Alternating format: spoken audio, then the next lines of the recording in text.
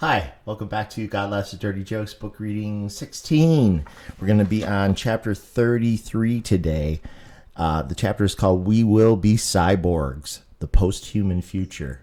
So don't get scared, but it's about technology, the possibilities that I see for the future, but not necessarily what will happen. So if any of it troubles you, technology is always a always a double-edged sword. Every technological advance always has a good side and a bad side. It's just like the nature of it.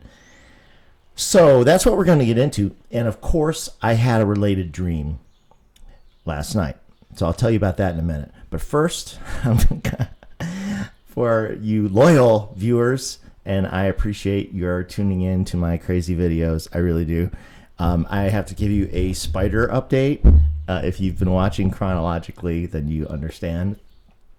So I'll give you a spider update. If you don't want to hear any of this BS at the top, I'll put a timestamp in the thing at the bottom so that you can just skip to the book reading.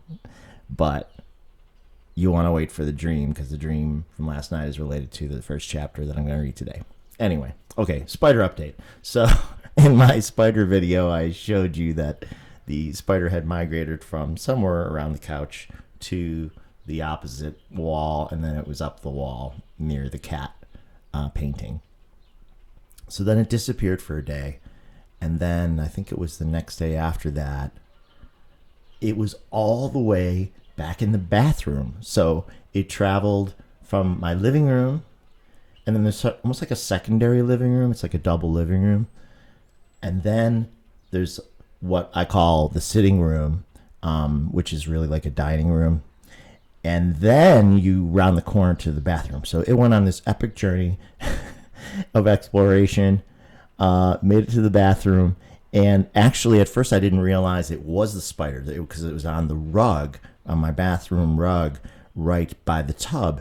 And I thought it was actually just a piece of like whatever junk. I had a tissue and I was just going to pick it up and throw it away. And then as soon as I got down to pick it up, I'm like, oh my God, I think it's a spider. So I'm like, oh, okay, you again. And I cracked open the window and I put the spider, I used a little cup and I put the spider on the window. So like, hey, check out outside, or maybe you want to go there. And then like 5 minutes later, as I'm brushing my teeth or whatever, the spider is like crawling across the rug again. I'm like, okay, you're not getting the hint here. So finally, I got a glass, scooped the spider up, took the spider to the front porch, and dropped the spider into the bushes below. I have shrubs outside in the front of my house. And so I do believe that the spider is now happy because that's what I'm telling myself, because it's 80 degrees out, which is amazing. It's an aberration for Buffalo on April 10 for sure. It isn't going to be that warm the rest of the week coming up. It's going to drop into the high 50s, low 60s, but we'll take 80 for sure today. So I'm going to get out on the porch in a few minutes after this and relax, and then maybe think about some of the house projects I need to get going on for the spring. So that's spider update, just FYI. And then last video, maybe you recall, I was talking about sort of feeling an elevated energy around Easter time, like a really positive, heightened, loving energy, almost like the sort of raising a vibration that a lot of the psychics talk about, where we feel more naturally comfortable, like and joyful. Like it's as if the vibration of the earth in each of us, or many of us, is going up, and it makes life feel just a little bit more sparkly. Well, that energy continued after Easter, for me at least. I'd be curious to know if you felt it too, and if you experienced it too. Really, I would be curious to know. And I felt that kind of like glow into the beginning and the middle of the week, right up until I got my first vaccination. Now, not to say that it suddenly turned all negative, and I know that's kind of a personal thing, the vaccination, but I don't really mind sharing that. My mom set up the shot. She's been on me like, get going on the shot. I had an appointment for May, but she forced me, as moms do, to step it up and get it earlier. And it went fine. I had the sore arm for 2 days, but it was no big deal otherwise, a little fatigue. But what I did notice was that sort of like super sparkly feeling that I had been feeling as a leftover for Easter kind of dissipated. And now, after a few days, and my body's used to the shot because I got it on Wednesday, now I'm starting to get a little bit of that sparkle back. So it's just interesting. I don't know what to make of all of these things. In astrology, I know there are eras. Like they talk on the short scale and the long scale about eras and the way like the wheel of fate turns. And there are eras where things, certain types of events are more or less likely to happen depending on where we are in relation to the planetary bodies, which all exert like a ton of gravity and energy upon each other. And it's very strange, and I don't really fully understand it, and I'll keep reading and watching videos about it, but there is definitely something to it, because like I notice a change in feeling in myself during a new moon, which is when the moon is not visible at all, and then during a full moon 2 weeks later. There are definitely you definitely feel different, and of course it affects the gravity. The pull of the moon even affects we know that it affects the oceans. It actually pulls them more towards the moon depending on what phase it's in, and we're 70% water, so like when you feel like you're on the moon or lifting off the planet, you kind of are, because the moon is pulling against us just as Earth is pulling us and keeping us on the ground. So very, very strange things that I don't think you can figure all of it out. I think you can just continue to learn about it and continue to wonder. That's how I think about it. But I always want to know more just because I find it interesting. And yeah, that's about the gist of it. Some people don't find it interesting and they're no worse off for it, so that's okay. But speaking of energy, so I'm kind of talking in circles a bit, as usual. But speaking of energy, Kim at Intuitive View had a video with another Kim, who I think goes by the name Medium Kim, like for her channel. And the second, I'll call her Kim 2 for the moment. Kim 2 was very interesting, and she was talking about how she had awareness of the abundance of angels and angelic energy helping the planet right now. She said, I don't know if it was a vision, I think it was, where like she could actually see that there were these high level energetic, positive, loving, energetic beings, like kind of basically just like spreading light around planet Earth, like from the atmosphere. And this also matches something that my neighbor Rose said to me not long ago, where she had a vision of Mother Mary doing the same thing, like with her hands, like just like this healing, loving energy. And then you kind of connect that to the Easter weekend being very sort of resonant and very highly energetic, at least for me, though I'm sure not everybody, because everybody's got different things going on in their lives. But it does make you wonder if all of this effort is really being expended at this time to sort of collectively, this angelic effort combined with us light workers, combined with other people with good intentions, to really lift Earth, like in some way, lift the vibration, bring us a little bit closer to heaven, so that life here is a little more pleasant and a little less hard, if that makes sense. So I just thought that was fascinating when meet Kim 2 on Kim's channel, and you can go to her Intuitive View and look up this interview. It was within the last week, where she was describing the angels spreading the light. But then she also said that she saw like in the atmosphere like a dark patch, maybe like where there was some funky energy, which I've heard about before, and I have the chapter in my book about the black waves, like this bad juju energy. And she said that she could actually see these angels with swords like going in there and like basically just chopping that energy up and getting rid of it, like assisting us in this lift, this planetary lift. And I just find all of it fascinating.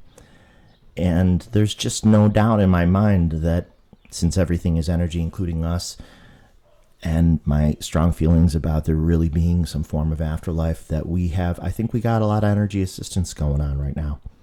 And in fact, I'm really tangenting, not really a word. I'm really going on a tangent when I tell you that when I had a short private reading with Kim recently after she interviewed me on her channel, she said that my brother Justin, one of the things that he's doing now on the other side is he is assisting with arrivals and departures in heaven because of all of the people who have died from COVID. So like he's in on the plan too. If there is a plan, I think there is, to help get things sorted, get things better here, make life here better for human beings on planet Earth. And I just found that fascinating too. So, okay, that's a lot of rambling. So I will put the time code in the bottom for advancing to the book reading directly. But I should have expected that I would have a dream related to the book chapter I was about to read, because that's happened before if you've watched some of the other videos. And my dreams are very strange. They don't always make sense. This dream doesn't fully make sense. There is definitely dream logic at work in a lot of my dreams where it's like sort of more symbolic than it is literal. So don't get like too hung up or too worried about anything I'm saying about the dream. It's not a prediction. It's just I don't know what it is exactly. It's just maybe a possibility, or I don't know what it is. Make of it what you will. I'll leave it at that. So relating to technology, and of course aliens who may or may not be around us, which is maybe a topic for another day. But I had a dream that this advanced civilization of some kind, I don't know if it was just simply advanced humans or if it was another, almost like an alien civilization. They had figured out how to add DNA to like human tissue to make human beings more physically resilient. It was the strangest thing. They were showing me like what this material looked like, and it was almost like plastic or ceramic, but really hard. Like they showed me a sample and I knocked on it, and it was almost like a porcelain. It was very strange, but it was very dense and very strong. And basically they were explaining how this was being added to the DNA of future humans to like make them semi-indestructible. It was very, very weird. And and I wrote down that even in the dream, someone said they'll be just like humans but more durable. And in the dream, actually, I wondered to myself, is this really an improvement? Which is also kind of the theme of the chapter too. Like, are these improvements or changes, are these technological possibilities and the way that human beings are going to be affected, are they really all enhancements? And the answer is yes and no, as usual, because like I said, I feel like all technology is double-sided. You get great advances in medicine that can cure epidemics, and you get nuclear weapons on the far flip side of advances in technology. Whew. Okay, that's a lot. 14-minute mark almost.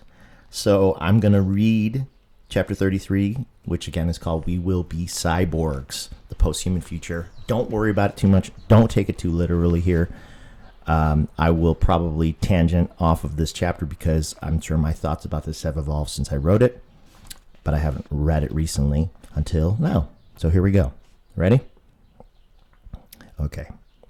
If you want to get a glimpse of what the near future may be like, I recommend futurist Ray Kurzweil's book, The Age of Spiritual Machines. His website is regularly updated with news about technological developments and thoughts about how new technology will affect mankind. I have no affiliation with Kurzweil. Spiritual machines alter my thinking, even if his predictions don't all come true. It's probably good to anticipate the future so you don't one day get caught like a deer in the headlights of progress. Kurzweil invented the first reading machine for the blind. Stevie Wonder bought the first model.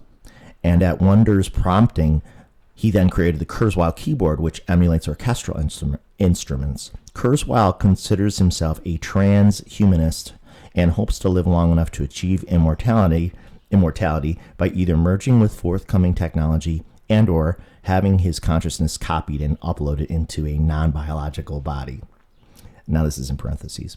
There have been successful human face transplants, and some doctors believe a full head transplant may be possible. We may end up in a Futurama world with decapitated human heads mounted on new bodies, either human or machine. Now, of course, there I'm joking, but maybe I'm not. But don't worry about it, okay? Because we'll probably mostly all be dead by the time this comes in. So, no worries, no worries. Okay, our brains process information at approximately 100 million instructions per second. Pretty good for knuckle draggers. Kurzweil estimates that the exponential growth of computing power and processing will match and then greatly exceed that of humans around 2030. Now think about the fact that I wrote this about 10 years ago is strange too, because that's creeping up. He predicts that artificial intelligence, once just a sci-fi concept, will become reality. Machines will become sentient. There's a lot of debate on that, whether that will really happen. All technological progress has an obvious upside and downside, nuclear energy being a great example. Future technology will solve many problems while creating new ones. People will have the opportunity to upgrade themselves by incorporating technology into their bodies to improve senses, memory, brain power, and strength. This is likely, and kind of it is already happening. Eyesight has already been partly restored in blind lab rats with implants, and many people have benefited from intercochlear devices, which will only improve in quality. And I'm thinking of my neighbor who even got an implant for Parkinson's in his head. It feeds like electrical impulses, and he with a separate device, and it actually was a help to him for a time.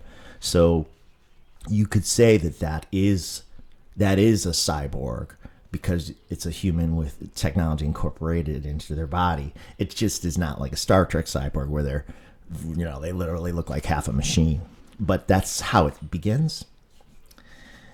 And that's not all necessarily bad. Okay? Here we go.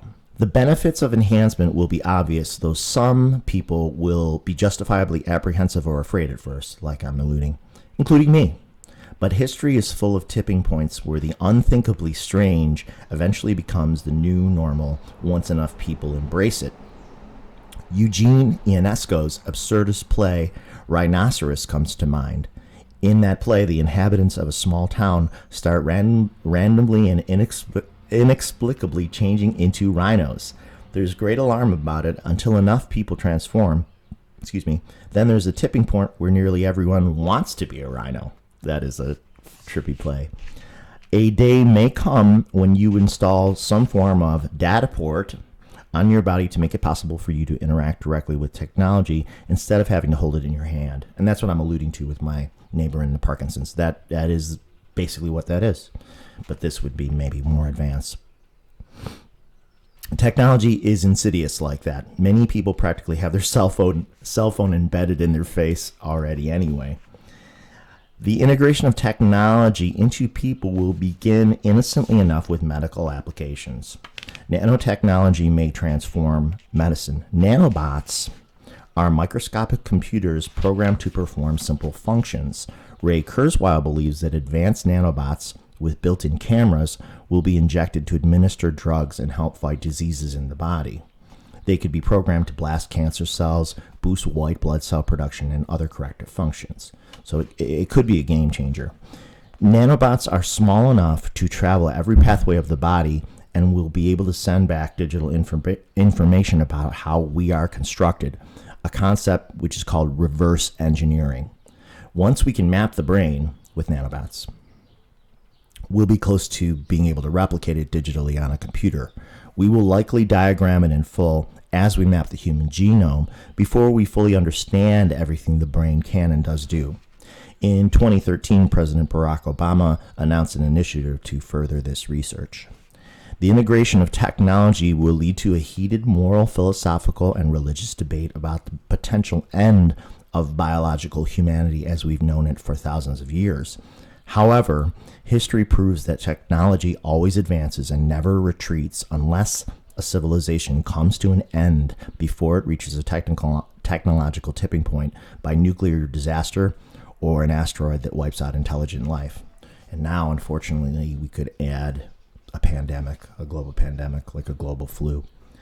So civilizations they keep becoming more and more technologically advanced until and they just keep going. Essentially, it's sort of endless unless your civilization is wiped out, which we certainly hope is not the case. It isn't with COVID. We're going to win eventually. We're beginning to win. It's just taking longer than we would all hope. Okay, and of course this is in the book too. So this is in parentheses. There is an inevitable forward march towards an unknowable end, and it must be the same for civilizations throughout the universe. Given an estimated 60 billion planets in the habitable zone of Milky Way stars, we are surely not the only intelligent life. Perhaps, fortunately, even the nearest star is too far away for practical communication or visitation, which prevents us from preparing for potential war with another populated planet. Maybe that was an inherently clever part of God's design, with each solar system nearly isolated, leaving deep space exploration to intelligent, evolved machines. Now, of course, more recently, some of the psychics that we all watch have been saying that aliens are already here, and that the Roswell site was a crash site for an alien vehicle and alien bodies, and that the U.S. government has this vehicle and they have learned how to manipulate it and fly, but they haven't learned how to replicate its technology. And supposedly, from some other videos I watched, that technology for the supposed downed alien spacecraft at Area 51 involves anti-gravity technology, like gravity drives, warp drives, where basically it's kind of like the Star Trek warp concept.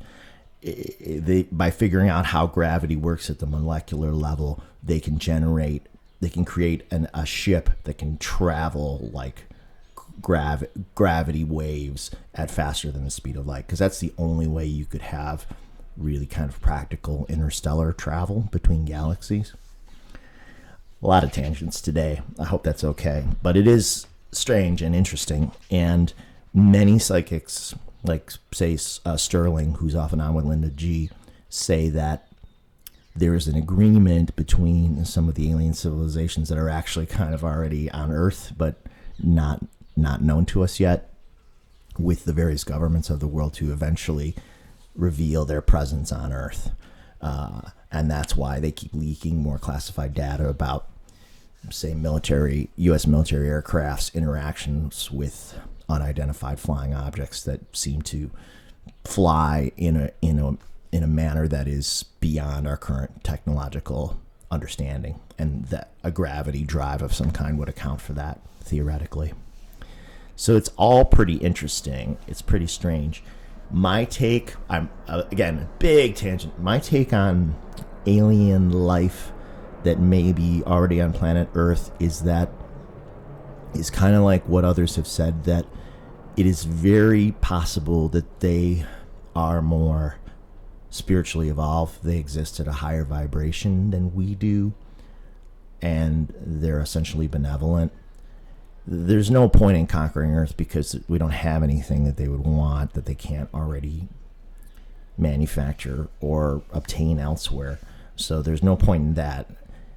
And vibrationally, I would assume that in order to interact with us, they have to be benevolent, if that makes sense. Like, if the human, let's say there really are sort of levels of reality that depend upon the vibration we exist at. Like, let's say human beings on Earth are resonating at a vibration right about here, right now. And with the assistance of angels and light workers, we sort of elevate to another dimension of reality. But that involves a higher degree of benevolence and altruism, like good intentions. You can't force your vibration up unless you are inherently more loving and good. So these higher dimensional beings that we're going to interact with, they, by their very nature, will be helpful to us. Their goal will be to help humankind because that's just their nature at this higher vibration, this higher frequency vibration. And then some people envision God as like this incredibly high vibrational being, unfathomably high vibrational being that is essentially selfless. It's all about helping others, and that the angels exist in various sort of hierarchical sort of vibrational realms. Whew. Okay, blowing my own mind. So back to the chapter. Okay, back to the technology and Ray Kurzweil. Ray Kurzweil speculates that people will be eventually able to make digital backups of their brains as a way to live forever. He hopes to live long enough to be copied. I would note that the digital copy of a person would diverge so greatly in its development from the moment of its creation forward that in short time it would have little in common with the human intelligence from which it was derived. Would the human identity from which the machine intelligence evolved be retained? Will our intelligent machines embrace values derived from humans, since we fragile biological beings will have been their creators and essentially their parents? Will the technology we incorporate into our bodies allow us to explore more of our intellectual potential? Will we really be human if we're 10 times as smart and half machine like the Borg?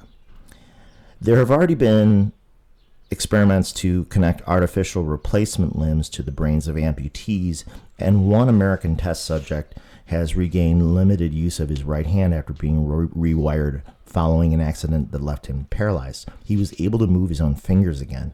This technology will also improve. The military is experimenting with exoskeletons for soldiers to enhance their strength to superhuman levels. American military interest in funding will drive much of the technology forward, as it has for 100 years.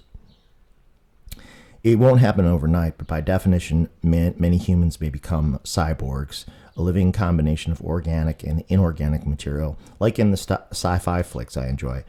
At least initially, however, we will still look human because the technology will be microscopic and or internal, as I mentioned, and therefore less perceptible. Younger generations will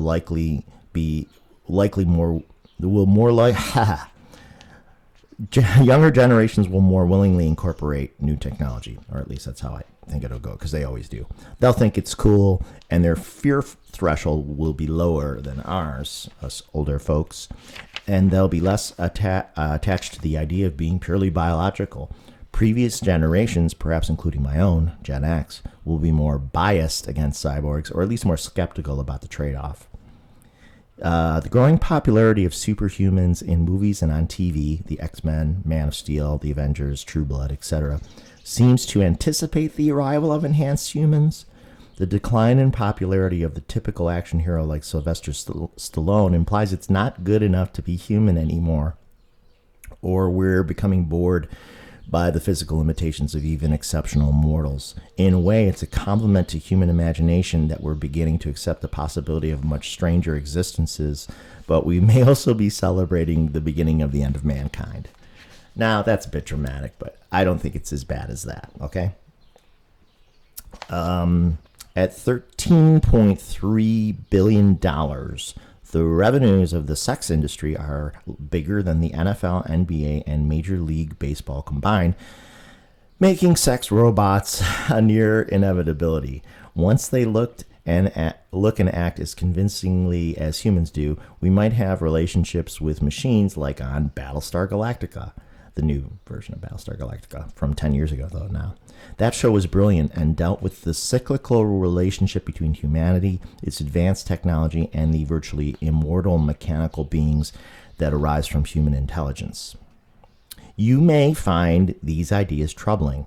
Some days I do, and others I don't.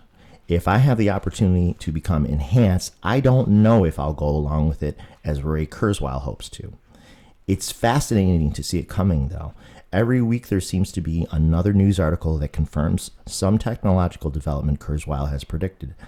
I believe it's the ironic fate of mankind to see its digital creations become the real intergalactic explorers. We already have a glimpse of this with the 2012 Mars rover and other missions since then. Organic people simply aren't built to withstand space travel, but an intelligent inorganic computer will have no need for water, air, or food, just energy to run, easily obtained from the abundant interstellar cosmic radiation that would kill humans. Now, of course, this makes me realize that there was an additional component to my dream last night that took place in outer space, and yes, it involved like original humans like we are now, and then some kind of advanced kind of human that was made out of that durable material. And I suppose if you could somehow add something to human DNA that would make us more resistant to radiation, then maybe you could have humans who go on interstellar trips and aren't affected by cosmic radiation. But that technology is probably pretty far off. I don't think we're going to see it in our lifetimes. Technology marries greater computing power with miniaturization. So our popular depiction of UFOs is probably wrong. Huge flying saucers-type spacecraft carrying biological humanoids are unlikely. We should expect space explorers to be microscopic and imperceptible. There will likely be sentient machines from Earth wandering the cosmos in due time, too. This raises the possibility that Earth has already been visited by miniature machine life forms from other solar systems that evolved before us, though of what interest we might be to them is hard to fathom. Unless, having obtained the equivalent of immortality, intelligent machines long to know what it's like to be mortal. Aren't we always fascinated by whatever it is that we're not? I've also considered that what I've described as frequent visits by spirits could have been visits by microscopic machine life forms instead, but I really don't think so anymore. Civilizations that have already reached the singularity that Ray Kurzweil explains and explored other galaxies would have the technology to hide their presence from less evolved life forms like us, unless they intentionally chose to make themselves known, which they might if they're here. If they wanted to interact with us, microscopic life forms could easily enter our bodies and zip around our brains, sending messages along our neural pathways, which we might interpret as spirit messages instead. If people can believe in a savior via a virgin birth, this isn't any less weird a concept. My current belief is that my family and I have interacted with spirits, but I would reconsider that idea if new discoveries and experiences challenged it. I really do think that it's spirit, though, that my family and I have interacted with. I don't think it's microscopic alien technology. Oh my God. If somebody just like watched this video randomly without like knowing anything else about what this book is about or me, they'd think I was cuckoo. And not, maybe they might not be wrong. Okay. We might presume that becoming nearly immortal by merging with technology is superior to fragile human mortality, but I'm not convinced. The most we can say is that it would be completely different. If we have immortal souls, as I do believe, or if we're players in a virtual reality game running on God the computer, we'll find out anyway, regardless of advancing technology. The search for new knowledge is what drives intelligence. Our immortal interstellar progeny will seek to accumulate more information and experience, but all the time in the universe might not be the gift it seems once they run out of things to discover and learn. Would an immortal being eventually crave mortality so its life would be more focused and urgent, like ours? Mortality forces a certain set of brackets on our lives. How will we make best use of our time before we are dust? There's a sad beauty and poignancy in knowing everyone we love will eventually cease to exist, at least in this form. It's easy to get caught up in trivialities and forget to be amazed that we exist at all. It seems we're often afraid to embrace and celebrate life, and this makes me feel more alone than I'd like, but only sometimes. It's another reason my family is so important, because they understand impermanence. A lot of different variations seem possible in terms of future life forms on Earth and beyond. All of the following are possible: civilizations which are completely synthetic copies of biological beings, completely biological but genetically engineered humanoids who do not effectively age, like in my dream, ceramic people, cyborgs, which are a mixture of biological and mechanical components, and artificial machine intelligence that do not have any past existence or experience as organic beings. There are more possibilities, I'm sure. Since you're reading these words, our universe has not been destroyed by a highly advanced, immortal, post-singularity civilization from another galaxy. From this, I conclude that a certain amount of rationality prevails in technological civilizations as well, and literally universally. No sane being wants to bring about the end of everything. Maybe intelligent, nearly immortal machines will create new universes, and maybe they already have, including this one, or figure out how to leap into overlapping universes, or maybe dimensions, if they exist. Perhaps some will decide that their immortality has reached a logical conclusion, and the only thing left to do is to cease to exist. Speaking of the death of everything, a current theory about how the universe may end is the Big Freeze. Given the gravitational attraction of the existing observable matter in the universe, its expansion should be slowing. For reasons that are not understood, the universe is still expanding and at a higher rate of speed. As galaxies continue to spread farther apart from one another, eventually there will be so much distance between them that no other stars will be visible in the night sky of any planet. That's for real. In 100 trillion years, when the last stars burn out, the remnants will be too far from each other to coalesce and form new stars. Our universe could end up as a big, dark, empty nothing without light or heat. Maybe super intelligent microscopic machines have figured out how to prevent the Big Freeze from occurring, and the universe is already filled with their intelligence, accounting for the imperceptible dark matter that scientists have been trying to find for ages, decades. Okay, that's the end of the parentheses tangent section. But the tangents never end, as you know. The march to a future technological bizarro world is also called the singularity because it's the event horizon of a black hole that one cannot see past, or fully imagine or comprehend. It appears that our future may be unrecognizable and beyond our current imagination. We'll have to try to steer things forward without destroying ourselves while debating what it means for our survival as a species. Whew. That's the end of chapter 33, and I almost feel like I don't even know what I'm talking about anymore, which happens a lot when I let my mind wander on and on and on and on. So we'll leave it there for today. If you have any thoughts or questions about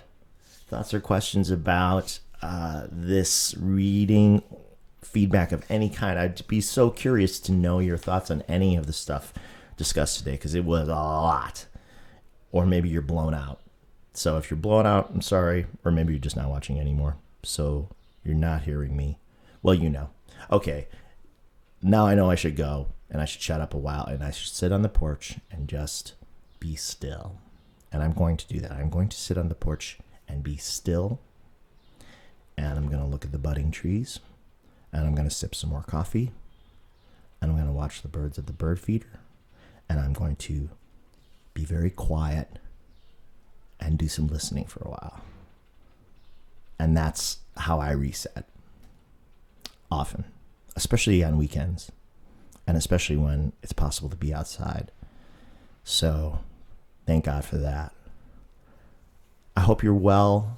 I hope this was interesting and not annoying. And I hope I see you for the next reading. Thank you very much for listening to my oddball thoughts, for tuning into the videos, for your really nice compliments and other feedback to date. I really appreciate it. It's really nice. Okay? So be well. Take care. See you soon.